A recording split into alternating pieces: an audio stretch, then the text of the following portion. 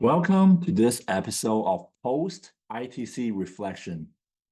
Alexis Vaughn and Jeff Shee is on a podcast recording together for the first time ever. Yeah.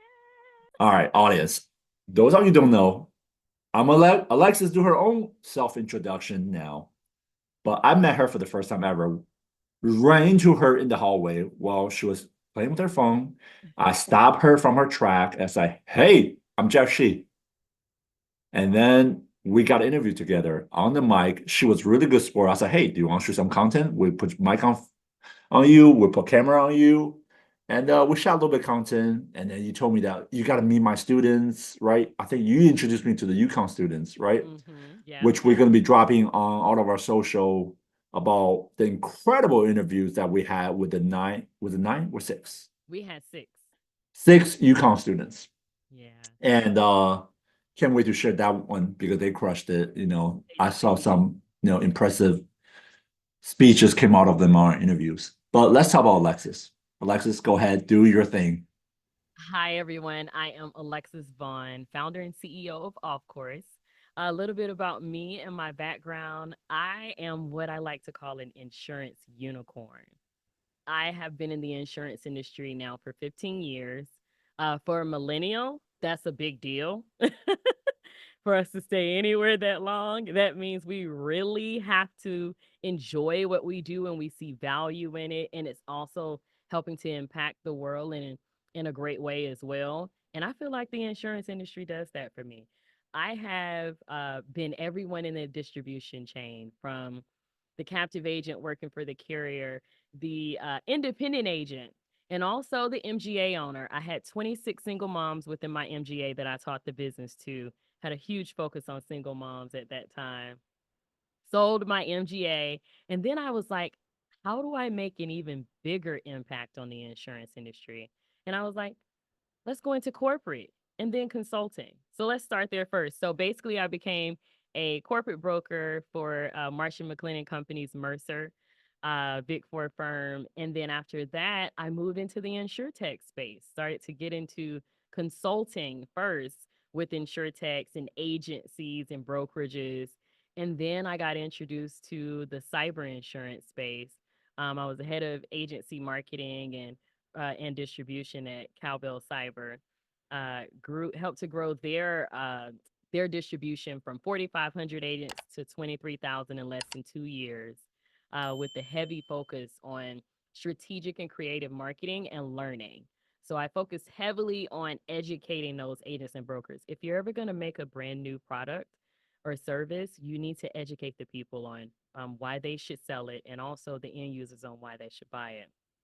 And then shortly after that, I decided, okay, it's time to make a big move again and go back into entrepreneurship, and founded Offcourse Consulting first. And my husband Marvin Vaughn came on board, and we have been doing some incredible things. So we have Offcourse Consulting, where we do strategy consulting with agencies, brokerages, and insurtechs, startups and scale ups. And we also work with carriers as well. We do everything from project consulting to fractional interim executive consulting. We do everything from MGA development to distribution, go to market strategy, and even marketing strategies as well.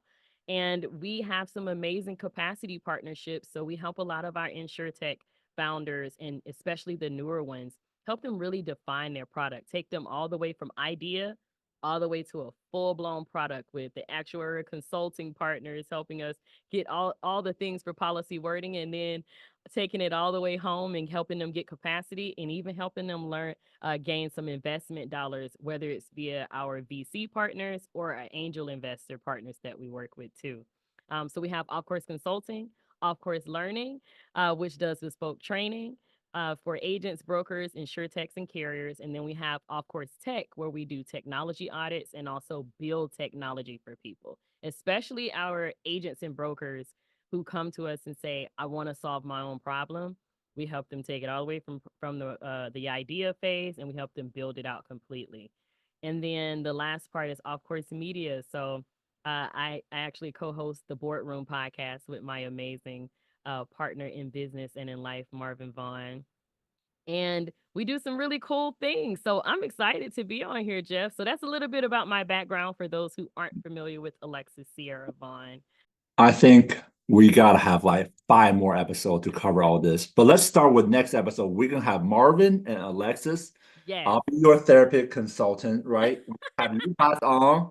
I'll be the one in the middle and just talk about what is it like to juggle boardrooms, work, entrepreneurship startups, and also being the family. Yeah. You guys are both in Atlanta. Are you guys Atlanta natives? So Marvin is not an Atlanta native. Marvin is a pure New Yorker. Okay. You Yeah, brought him down to the South. Yes, I got him down to the South, and I'm from Alabama. We met here in Atlanta. So I always think it's funny when people call us the Beyonce and Jay-Z of insurance and insurtech. It kind of makes sense because I'm the Southern charm. That Southern belle meets the New Yorker. And Marvin is also a Caribbean New Yorker. He's a Haitian New Yorker on top of that. So yeah, I actually kind of agree with that concept. I mean, Marvin was a professional baseball player in the minor leagues, and I was in the music industry. So it kind of makes sense. That would be a cool episode. So I'm gonna go back for a second because you got so many things on your profile, and I'm trying to figure out which one do we want Where you to start? narrow it on, right? So Hmm. you're part of the Lloyd's Lab.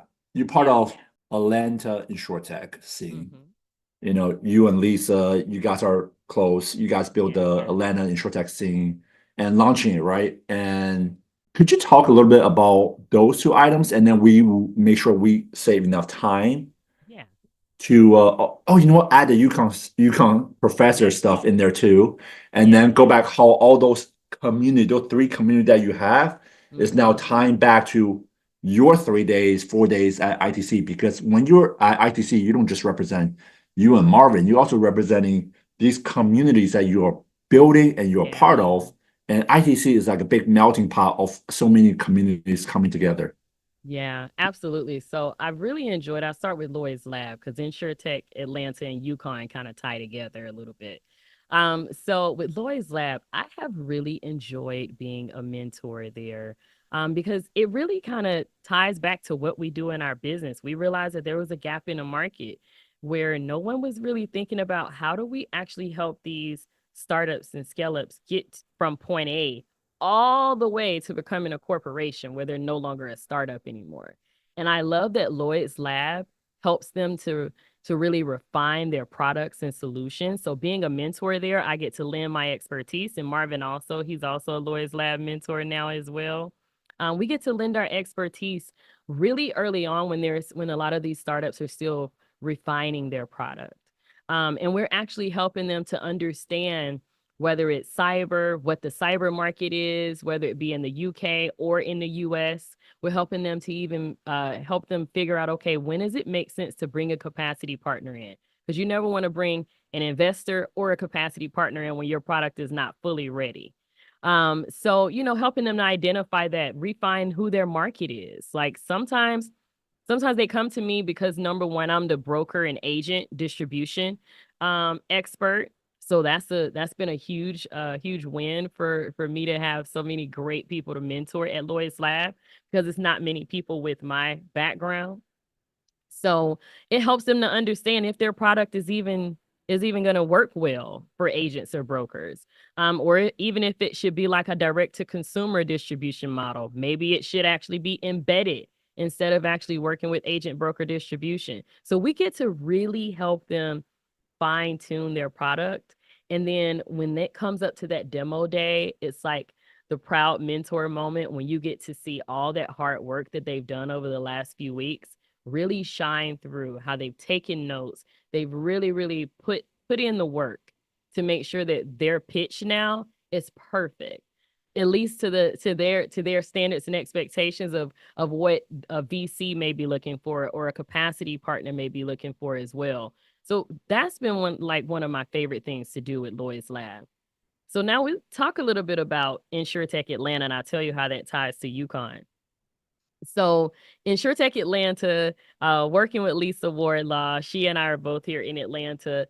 And we really enjoyed the work that Insurtech Hartford does, especially with Stacy Brown, all the great stuff that he's been doing there. So when he decided that he wanted to start up Insurtech Atlanta, he handed it over to Lisa, which was, I thought, was perfect. And then Lisa said, "Hey, I need to start a board." And I ended up being the first board member. So we came up with some really great ideas on like content and events and really how to bring the InsurTech community together. And I'll tell you, one of the things, this was like perfect timing when InsurTech Atlanta launched here last year. Because in the city of Atlanta, we had just gotten a lot of government funding, and then they also did a lot of, they did this report on the startup community that basically takes place in Atlanta. And they did this full report. It named every sector except for InsurTech. InsurTech was not even in the report. And we were like, do you guys not know how many InsurTechs are actually here in Atlanta? And Marvin and I went and sat down with the city of Atlanta to make them aware of the InsurTech community. So us launching InsurTech Atlanta was the perfect timing. So it just couldn't have worked out better. And basically how UConn kind of ties into this, I met the director of the fintech program through Insurtech Hartford and Insurtech Atlanta. He was at the event, John Wilson. And I literally we were just talking about this to the students in Vegas last week. I literally had a 3-minute conversation with him about my idea and how I really wanted to make this insurance and technology program. And I really wanted. Just to plug in what you just said earlier, do they Uh-huh. really know and how they left insurance out? Yes. People who work in the insurance industry on LinkedIn, according to LinkedIn, it's 129,000. Woo. That's That's a lot. 129,000 insurance professionals probably making middle class income. They just left it out.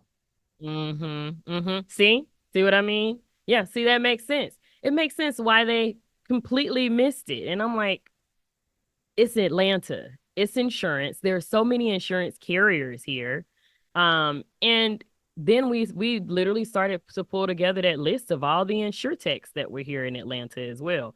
And it's a lot of them. A lot of them either have headquarters here or they have a corporate office here that covers their southern market. So yeah, big opportunity for insurtech to do some great things in Atlanta.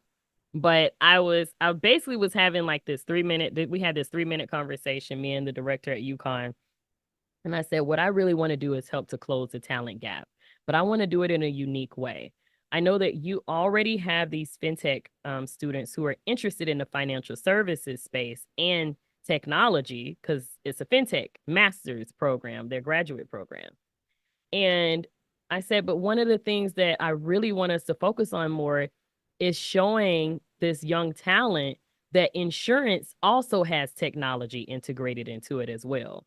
And I don't want to do it in a way where it's like you have to start your own insurtech, where it's one of those insurtech classes where it teaches you how to start your own insurtech. That's not what I want to do because everybody doesn't want to be an entrepreneur. I wanted it to focus on the fact that it shows how technology is integrated into every part of the insurance industry. 3-minute conversation. He literally was like, we're definitely going to make that happen. We had no idea how we were going to do it. A year later now, exactly a year later, we have a full 3-credit course at UConn as a part of their fintech program and school of business. It is highly accredited, 100% online, asynchronous course, so it can be taken anywhere in the world. And it's called Emerging Technologies in Insurance.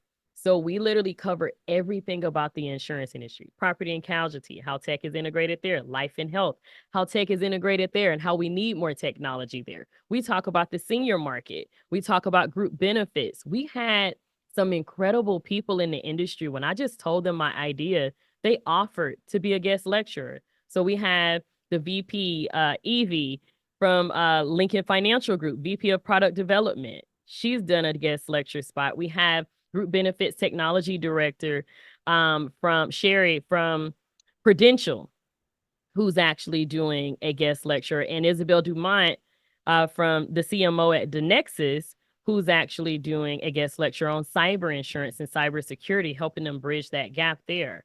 And then, of course, Marvin and I are teaching majority of the course. And we got to meet a lot of our students in person, which was really cool to see how well they've actually, adapted to the course. And we got to see a lot of them in person, and we sponsored 6 students to come to ITC Vegas last week. That's a huge part of one of the caveats of our course is if our students take our course, they get access to guaranteed paid internships to go and work in the industry. So we have really great partners like Hanover, for instance, who I know a few of our students are in like final interview stages right now for some really cool internships. And we give them those guaranteed access to paid internships. And also, they get to go to cool industry conferences like ITC Vegas. And when I tell you they walked away so excited, even more interested in getting into cyber, because these are students, not cyber, getting into insurance. These are students who actually have pure technology backgrounds or finance backgrounds. So they were never exploring a career in insurance until they actually took this course. Now they're all interviewing for insurance companies now and insurtechs. So what we want is we want more insurtech partners, more insurance carriers. They're even learning about reinsurance. Let me make sure I add that in there. They're going to go into these roles knowing more than a lot of us knew when we started in the Reinsurance is huge, right? huge, Yeah. So especially yeah, now more than ever. They're it affecting really insurance is. much. Yes, absolutely. So yeah, that's how we kind of tied in the UConn program that we're doing and all the work that we're doing at Insurtech Atlanta as well. I was watching a report yesterday how Munich Re made $5 billion profit last quarter, and I was like, oh, they have 20,000 employees. Like a lot of people don't talk about those career paths, right? No. How often do you say, hey, I could work for a company, make a few hundred billion revenues and 5 billion profit per quarter, right? Yeah. And reinsurance right now is changing the landscape of insurance industry, especially in the P&C world. Yes. I think there's so much there. And you get to live in really cool places like the Cayman Islands and Bermuda. And for those who really want to like explore and have an international experience, then reinsurance gives you access to all of that. Like you can't beat it.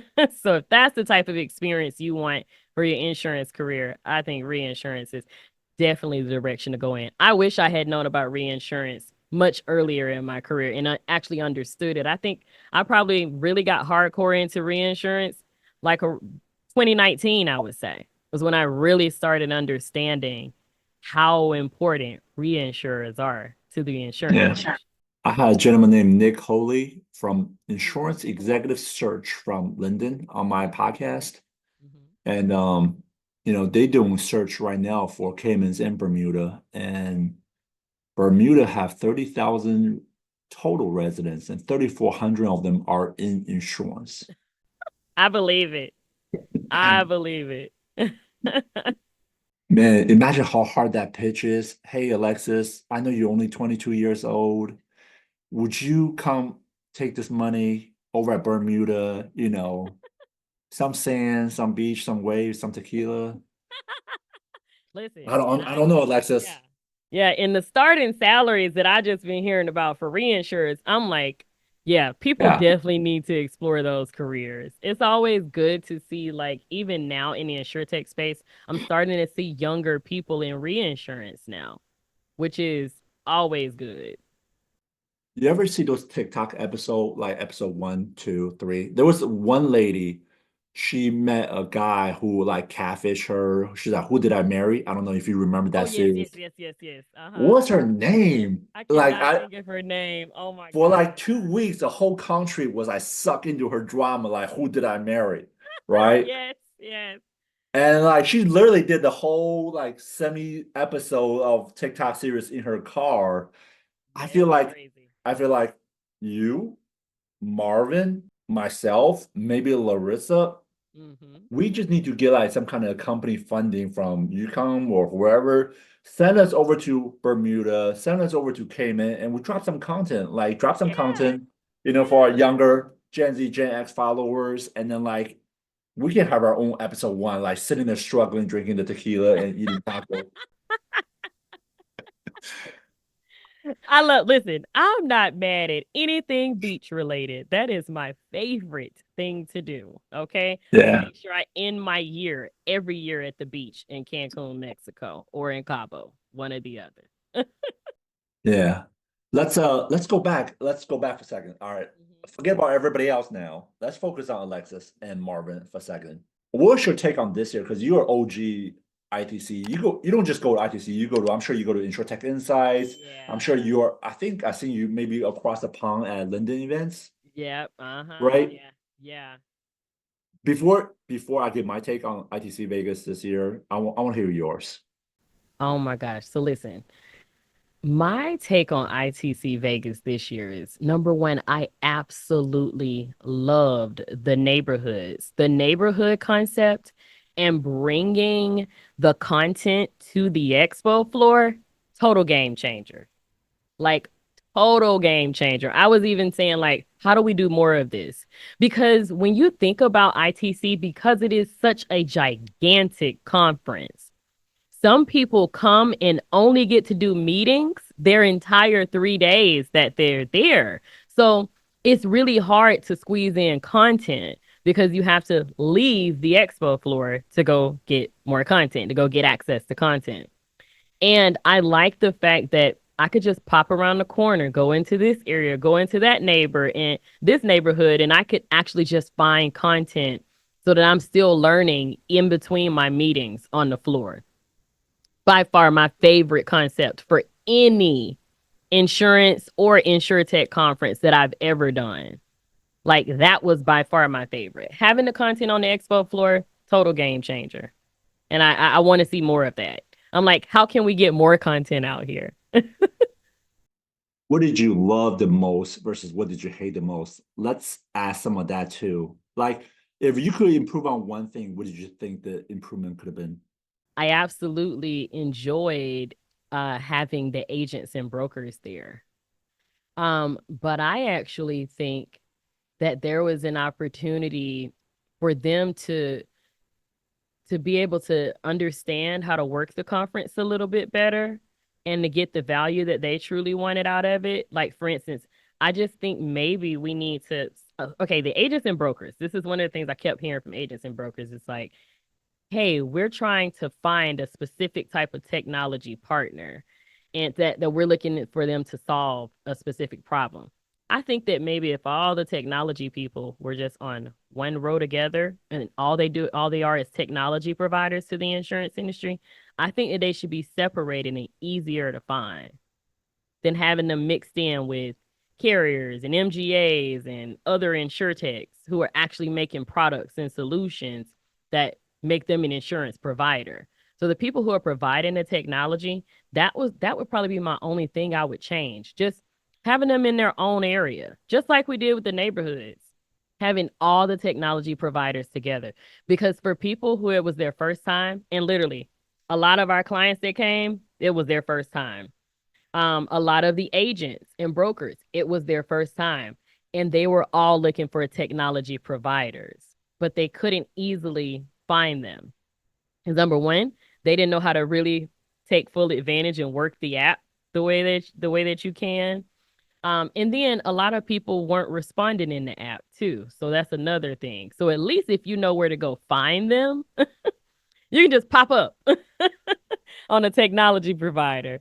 Because I think that way that'll help facilitate more partnerships with technology providers and the agents and brokers who they're making their products for. So that's like the one thing I would change. Because this year it was a ton of technology providers who made stuff directly for distribution partners, and I just think it would have helped for them to be able to easily access those technology providers.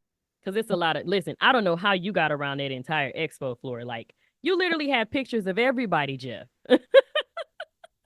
Shameless plug. Go follow insurtech.io where we drop in coverages for the event. Yes. of ITC Vegas, and hopefully we get invited to future insurance and Insurtech events in the future. Maybe I'm cool enough to get invited for Atlanta one day. Yeah, absolutely. Actually, you know what? I think it'd be super Okay. cool. The next time you go up to UConn, Mm-hmm. maybe I bring my camera guy and then we shoot some content up there with your team. Oh, I love that. You know, we actually throw events too at UConn. I did a cyber event with UConn earlier this year, and we did it as like an opening to the Insurtech Hartford Symposium. What? So yeah, we do events regularly. We cover cyber and we also cover AI as well on our channel. Oh, good. Well, yeah. We're covering an event next week, Gov AI Summit in DC. Mm-hmm. You should check it out. You're not that far I from am. us. Back to my reflection of ITC. I loved it this year. I think there was so much energy. I interviewed Kyle Gigan. I'm pronouncing his last name correctly. Don't be mad at me. And he said that I was like, what is it different this year that everyone's so engaged? And he was like, even when he went to like lunch and when he came back to his exhibitor booth, all the business card that he had on the table were gone. And he said something to me that, registered. It was a hot take. And he was like, because with the AI that's coming, a lot of people either they don't know, they don't understand, or they don't miss out. They don't want to miss out. And so everyone just asking a lot of questions. And you saw so much attendees and sponsor engagements. Like everybody who are sponsors, they had the right team on the floor. They got their money worth, right? They did. And I was going around doing some interviews, and probably out of like hundreds of vendors and people we talked to, there was only one rejection out of exhibitors said we don't do interviews. I'm like, you guys spend $250,000 to come here, pay for attention, pay for monetized attention, and you don't do interviews. I'm So confused. Right. Their There marketing was person is probably livid.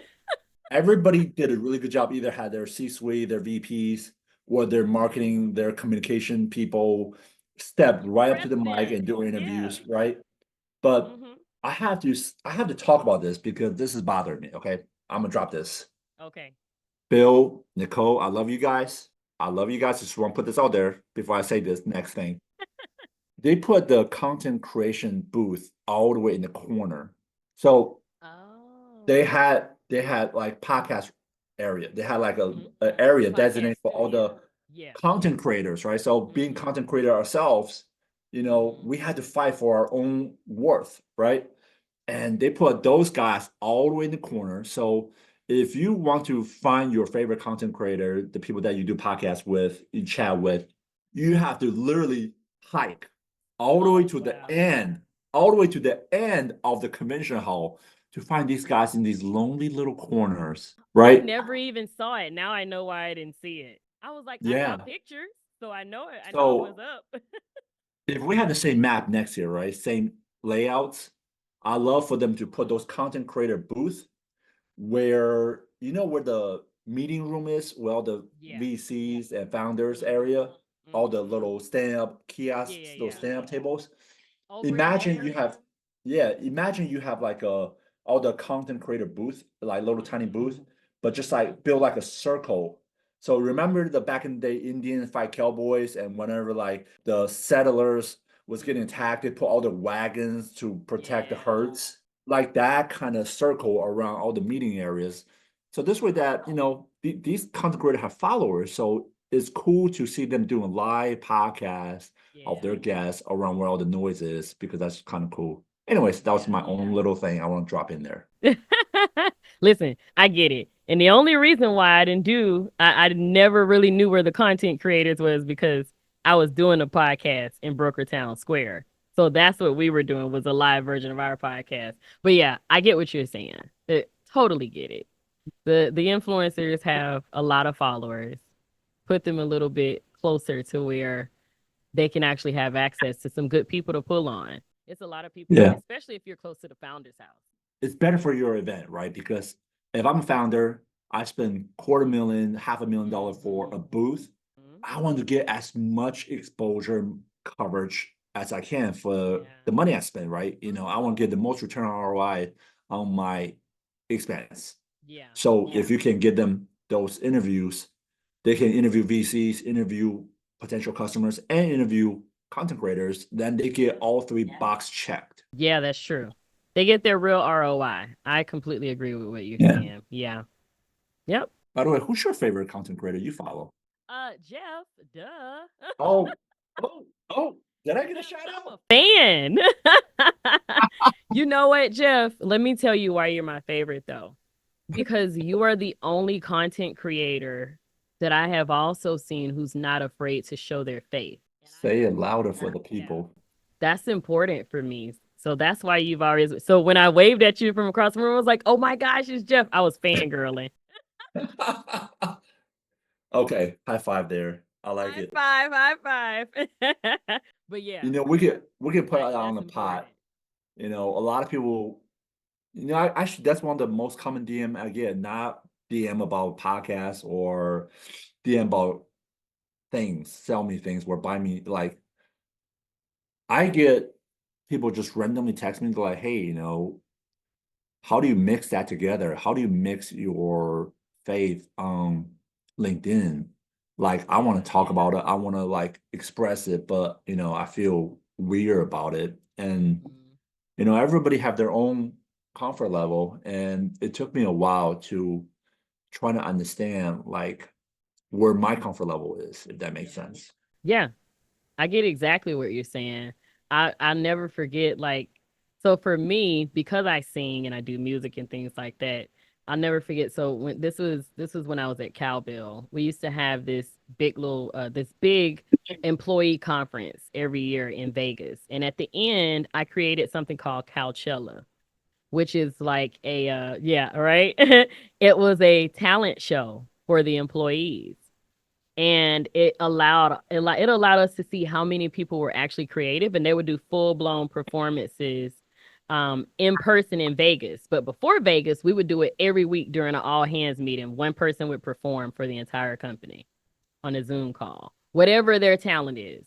And the first year I did it, I did because I um prior to just doing R&B, I was only a contemporary Christian artist. And then I started to write more R&B songs or whatever. But the first year I performed, I didn't feel as comfortable using using the real words to the song, which is like it actually had God and Jesus and faith and hold on and all of that type stuff. Because I just wasn't comfortable yet. But going to last year when I did my final Coachella, I just felt way more comfortable in my faith then. So I sung the Christian version of my song, and so many people walked up to me afterwards and were like, I really needed to hear that. Like, I needed to understand that I needed to really keep the faith and not be afraid. Because I sung a song that I wrote called Distractions, and how distractions of life can just cloud your judgment, how you forget to spend time with God. Because you're so busy trying to either climb that corporate ladder or trying to really just move and shake and build your business and things like that. So yeah, that's why you're my fave, Jeff, because like you have mastered how to do that. And I know a big reason why people probably reach out to you is because it's been shunned in corporate for years that you don't mix religion and work in business together. But we're seeing more and more people do that. And even in the insurtech space, I think it's a little more welcoming, even because we're already dealing with so many different cultural backgrounds. So we automatically have to celebrate multiple religious aspects of people's culture in the insurtech space because we have such a melting pot of people that we're working with. So yeah, that's my 2 cents on that. I'm off my soapbox of faith in business. I have a domain. I have Mhm. capped for a year now. Mhm. Its domain name is kingdom12.com. Mhm. Haven't done anything with it, but I have a full idea of what I want to do with it, Mhm. and it's gonna be epic. Oh, I know it is. So we're building a lot of the process. So we have three full stack developer Insurtech's creator media. We're building softwares that will really change the game for the next thing we're coming out with, which is Kingdom Media. Yeah. I love it. If you think about it like this, right? Just go into that area for a second. We have Pornhub, Grinder, X videos. I mean, they penetrated our society since the early 80s or 90s, whenever the internet came out, right? Yeah. And then with the iPhone, really they have a growth. Like if you look at OnlyFans, OnlyFans content creators are outperforming NBA, NFL athletes combined, I right? know, it's crazy. And by the way, there's a bigger version of OnlyFans in Asia. And Oh, and wow. then yeah. And at the end of the day, if there's a good versus evil, if there's like, Mhm. then how do they reach the mind? How do they reach the soul? Right? It's through this, right? Absolutely. And then it's a somebody have your attention. When they have your attention, they are directing your souls, the path of your souls. And I believe, women create life, but men create families. And with the introduction of porn is the destruction of families. Yeah. So the only way to tilt the scale is Mhm. create our own content Mhm. to talk about things that are God valued. Yeah. Yeah. Absolutely. So, I love that. that's to come. That's part of my 2025 roadmap. And I have a great team of people around me who are my tribe, and then who's going to help make it happen. And at the end of the day, this is not for money. This is for legacy. So Absolutely. Absolutely. I am with you on that. You know, that I'm always focused on like what my legacy is going to be, and the what I'm doing at UConn and with the students, that's my legacy. Both Marvin and I. That's our legacy. Those courses can still go on years and years from now, and people can just revamp them and update them as needed. But that's our legacy. That's how we're going to contribute to closing the talent gap. And I think it's even more important that it's someone like me and Marvin, like Marvin and I, who are the ones who are doing it. We're minorities. Marvin comes from an immigrant family. I'm a female. Like, these are things that aren't often done by people who look like us. So I think that it will help grow the diversity even in the industry as well. Because one of the things that I wonder if you picked up on, Jeff, is how diverse my class was. Just a yeah, few of I the picked up. Yeah. it was so diverse. And I want the insurance industry to look just like that eventually, to where it's just so diverse. And that means Yeah. diverse innovation, diverse mindsets, everything. When you're bringing in that huge melting pot of people into the industry. That got to be another episode. Like, Mhm. I can sit here and talk for 30 minutes, but I'm not going to take away your shine. I invited you to be my guest on this episode, but hey, if you want to have me on your Oh, podcast, I'm bringing you to the boardroom, okay, Jeff? okay, We have a lot to talk about. I I have a lot to say there Yeah. because it matters to me too. And Mhm. takeaways, what do you think you're gonna do differently next year when you come back to ITC? What do you think you and Marvin gonna do a little differently next year? How do you guys Oh, prepare next? yeah. We're going bigger. Like we're number one, we're gonna bring even more clients. We brought a bunch of clients this year. But next year, a lot of our clients who were like, I don't know if I want to go, I'm gonna pass. Oh, they all regretted it. They all regretted it. So we're going bigger. We're bringing more clients. We're gonna do even more content. Um, we're gonna get even more creative about the value that we bring to ITC as well. So yeah, we're going bigger and even better, and we're hoping to make a even larger impact than we did this year. I was really really it warmed my heart to see how many people really enjoyed our Broker Town Square unfiltered industry insight sessions and the boardroom talk, having the live version of the podcast, because it is what makes our podcast unique is this roundtable style. Um, Yeah, that was really so cool. thank you. Thank you. So yeah, bring in those types of insights. We're going to go bigger and better. And listen, ITC agents, like I'm looking forward to doing more. Like I enjoyed being an advisory board member. I enjoyed doing my mic drop session. I want to do more next year with the agents and brokers. That's my community. Anything Yeah. distribution, I'm going hard on it for 2025 for ITC. What about you, Jeff? More collaboration. I mean, nobody knew who I was going to the event, so people I know I did. was. People know I was a guy that posts LinkedIn content, right? Of random stuff. Like a lot of people say, Jeff, you post stuff from everywhere, which I do, right? But this was my first year on a media scale, right? Like covering the Mhm. content from a Mhm. creator media, right? There's Mhm. Legacy Media, Insurtech Media, Creator Media. We're part of Yeah. this little small, tiny little tribe called Creator Media. Mhm. And this is my first year. Never done it before. Putting together a team in the last Mhm. minute, and try to find the budget for it, right? At the end of the day, everything costs things. Mhm.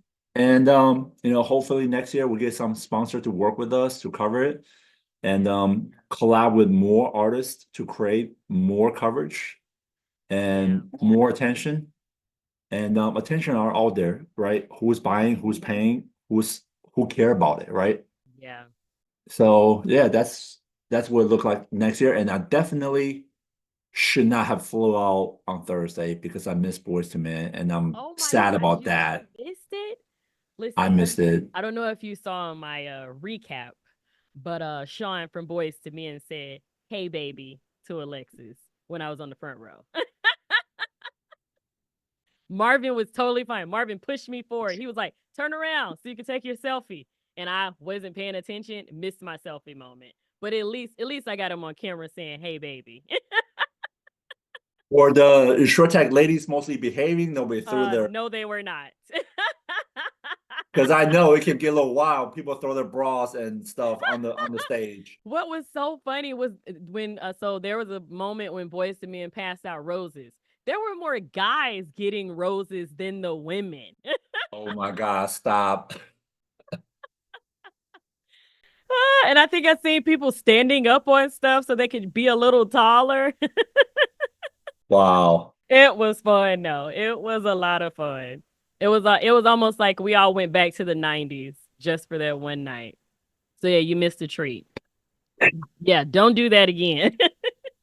I always stay to the end of ITC. I may not do that at every conference, but ITC, if there's Yeah. going to be music, I'm going to be there. I I really enjoyed this episode. Same I here. have to run, but like we need to connect today. Like Yes, text me later I today. I know will. you check my text once in a blue moon, but check my text later today, and I will. maybe you and I can collab on something. I got some ideas. Maybe Mm-hmm. we can do joint content creation. I want to run it by you, Yep. and get your thoughts on it. Yeah, that sounds good. Always All looking right. for great collaborations, Jeff. This was such a pleasure. Thank you for the invitation. Yeah. Thanks for coming on, and Thanks for having I'll me. see you at the next event. Yes, you will. All right. Have a good one.